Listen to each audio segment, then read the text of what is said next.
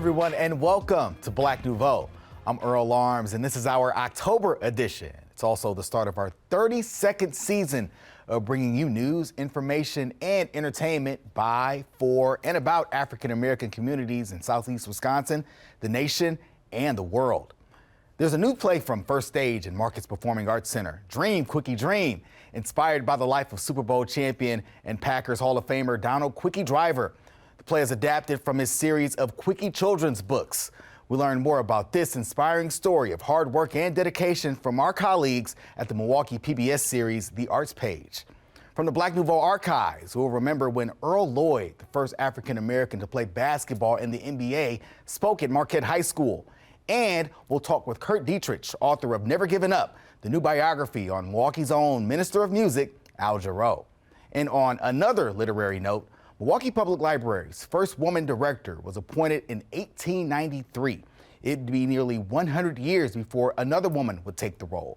Tonight, Alexandria Mack introduces us to the first African-American woman to take on the position and the new chapter she's writing as the city's top librarian.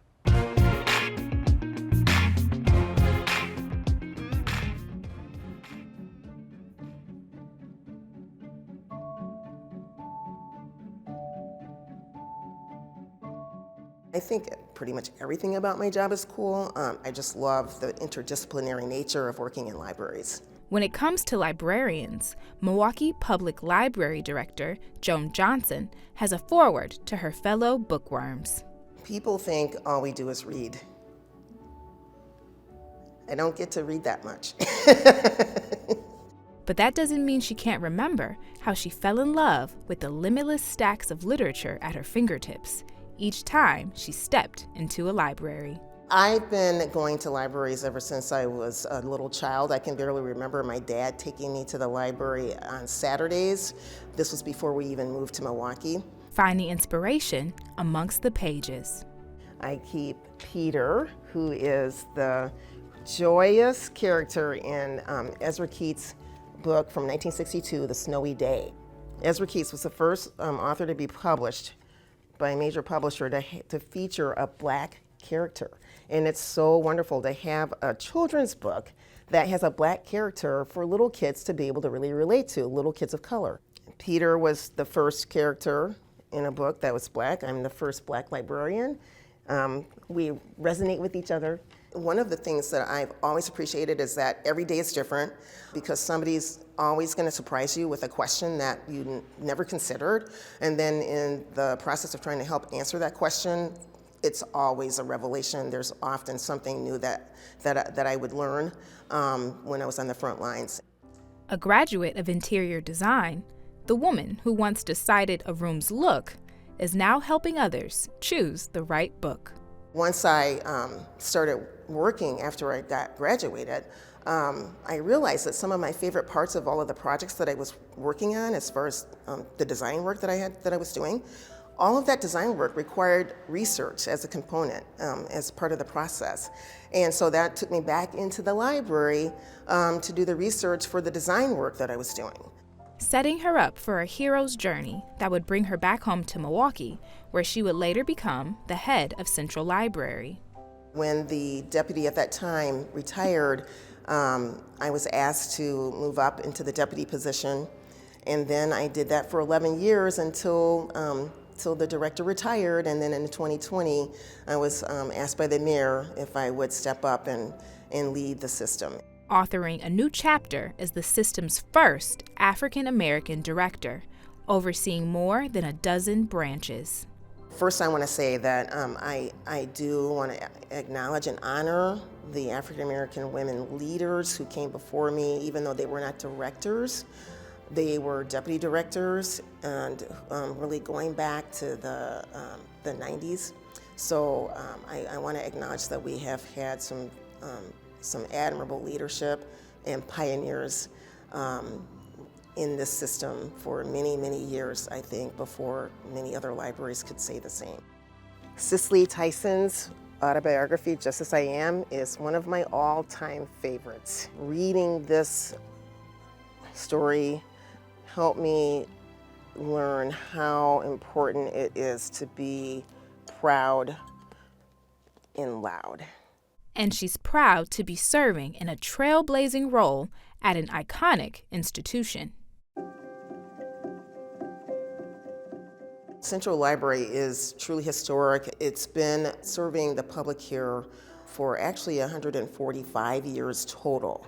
But this building did not exist until 125 years ago. That's the anniversary that we're celebrating.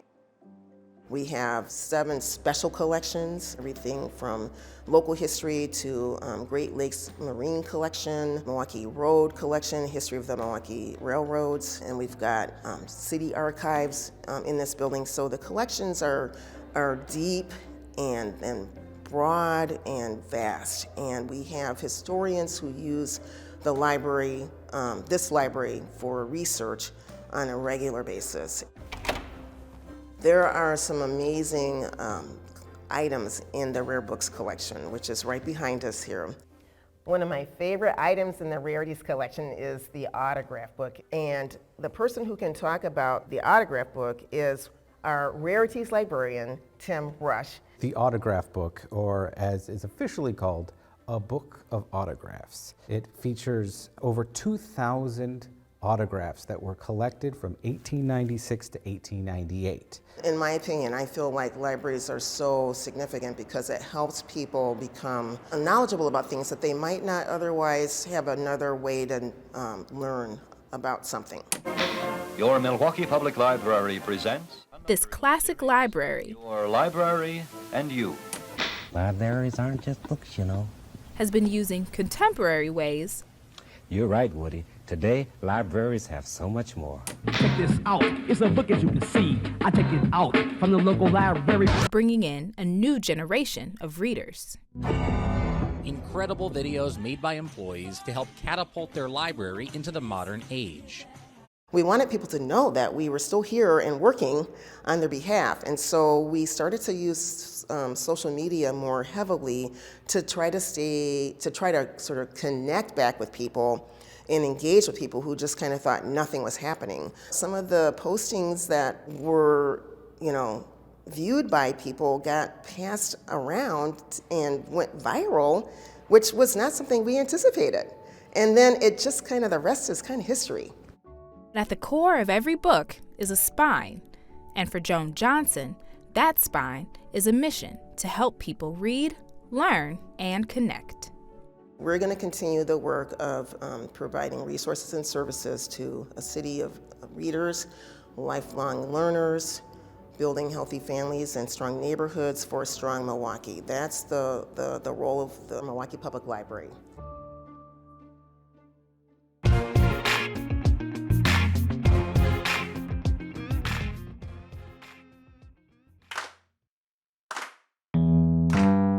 Donald Driver is a Wisconsin legend from his time playing wide receiver for the Green Bay Packers, but he's just as extraordinary in retirement. One of his accomplishments post-football has been his work as an author. I think it was just a childhood story. I think I wanted to write something that was really motivating to kids that go through difficult situations and different topics, right? And so the first book, as you know, Quickie Makes a Team, was all about a kid trying to prove to the world that he can compete, that he can play, that he can be something more than just the average kid that's on the street. Along with the Quickie books, Donald has also written a New York Times best-selling memoir titled Driven. Gloria Bond Clooney adapted both Donald's autobiography and his Quickie books to form the script of the new play from First Stage and Marcus Performing Arts Center, Dream, Quickie, Dream. So I was inspired by not only the books, I had a chance to have a 4-hour interview with Donald. And it was amazing. We sat across from each other and we talked all about his life. So that really informed me. It really infused how his family was important, how he loved his family, how they supported him. This story, I feel like, encourages people to put in that hard work for your dream. DeMonte Henning is the director of Dream, Quickie, Dream. Born and raised in Milwaukee and a big Wisconsin sports fan, he was thrilled at the chance to lead this production about the Packers' all-time leader in receiving yards. Oh my goodness, he's been a treasure to have to be able to work with him. I remember the first day that he came into the hall, I was like, can you teach us some football drills? And so he taught us some chop it drills, how to catch the ball, how to position our hands. And those are things that people are going to see in the show. Quickie has been something that I've always wanted to come to reality. I wrote the Quickie books to really try to set a tone of, if you want to work hard to achieve something in life, all you have to do is put the time in. It doesn't matter, how big you are, just as long as you have a big heart, right? And from that, I've always said, what if I can make Quickie, a kid from the inner cities, become an actual kid show? I wrote 13 episodes with a good friend of mine. We reached out to different people, went to Hollywood, and we pitched it, and everyone wanted Quickie to have superpowers. And I just felt like that wasn't for me. I wanted Quickie just to be a kid from the inner cities, because when you talk about the generation, there's a lot of kids from lower poverty areas or low middle class families. Those are the kids that you want to reach, because that's my life, right? I wanted people to understand that you can be from the bottom, middle class, and be very successful in life. Those things didn't happen, but the Marcus Performing Arts Center and First Stage gave me this platform now that I can tell my story. In 2021, Donald became the first ever cultural ambassador for the Marcus Performing Arts Center. 1, 2, 3, work! The goal of the partnership is to make the performing arts more accessible to people of color. 21 years of my life, I never been in the Marcus Performing Arts Center. I'm a huge arts guy, theater guy, but I just never knew the things that were really going on. And so I really wanted to just how do we get more people of color into that world?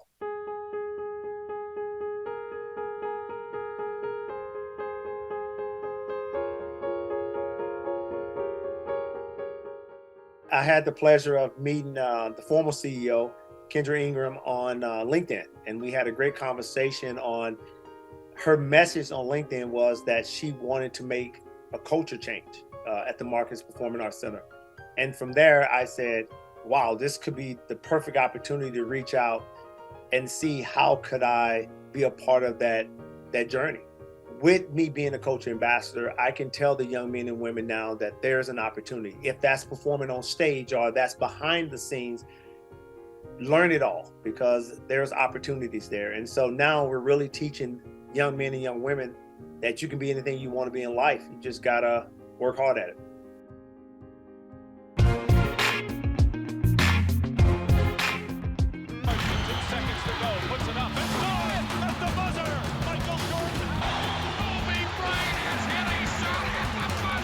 Today, an overwhelming number of players in the National Basketball Association are African American, but 60 years ago, the NBA had no black players.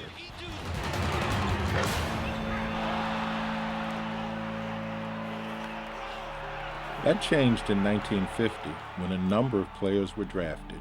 Earl Lloyd was the first to actually play in an NBA game for the Washington Capitals. And then you realize, man, the common denominator is about to happen. And the great common denominator is when you scrimmage and they throw the ball up, we are all equal. Lloyd was born in Alexandria, Virginia in 1928. He played college ball at West Virginia State and was drafted in the 9th round by the Capitals. He played in over 650 games in 9 seasons with the Capitals, Syracuse Nationals, and Detroit Pistons. Today, the 80-year-old Hall of Famer spends much of his time traveling and talking to young people about his experiences. On February 2nd, he spoke to a packed house at Marquette High School. First of all, I get asked, who influenced you the most in your whole lifetime? I had 2 coaches, my high school coach and my college coach. Big influence. But if you sit with me for 10 minutes and talk with me, you will know who influenced me the most. My mother, all 5'5" of her. My father, nice man, hardworking guy, and he kind of led by example, work ethic and all that. But my mother, tough cookie. My first game as a Washington Capital, Now understand, now this is 1950, and the N-word was alive and very, very well. My first game, now you know how they introduce the visiting team first, then the home team, and they introduced the starters last. So I happened to be in the last group, and as I ran on the floor, there were two white guys sitting right behind my mother and father, and one of them said to the other one, "Do you think this end can play any ball?" Now my mother, who's an expert in conflict resolution,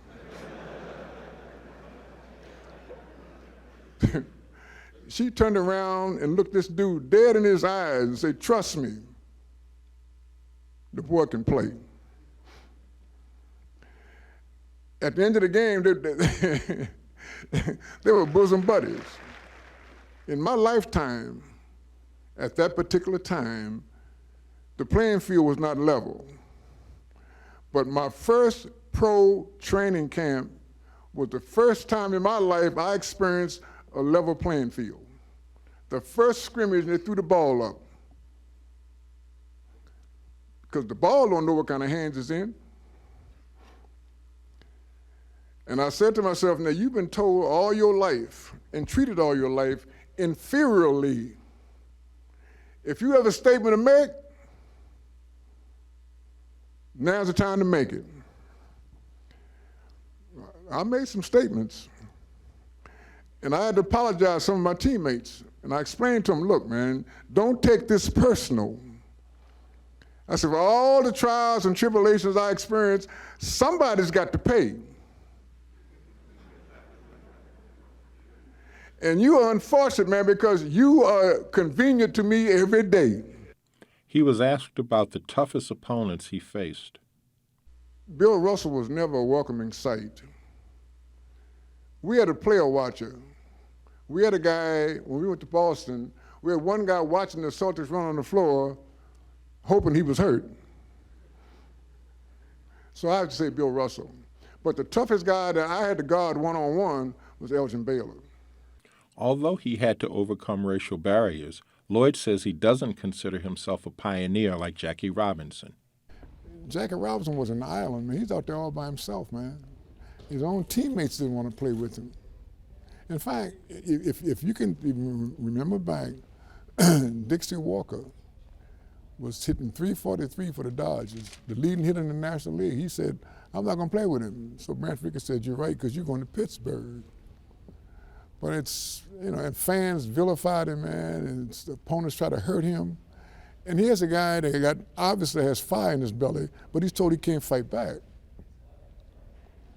See, nobody told me, man. I mean, if some guy try to hurt me, you know, if it's a choice of him hurting me or me hurting him, he's got to go. But he was one of my idols, man. He knows the game has changed and has mixed emotions about today's players. Most of the guys who reach this level, they've probably been spoiled right from middle school. So, but I tell you what, they got some real talented people, man. And I mean, they're big people, man, they're agile, and it's a pleasure to watch. I mean, some guys get a little uptight about their fundamentals and all that. I said, man, you can say what you want to say, man. You look at a kid like Tracy McGrady, who's 6'9", and not just him, I mean, LeBron James, because LeBron is a phenom. But they got some people out there, man, can truly play. Kobe Bryant can play. And there's a bunch of them. Michael Redd can play. So it's, only thing I ask guys, I said, man, look, you know, just every watch, when that group leaves, make sure you leave it a better place for the folks coming behind you, man.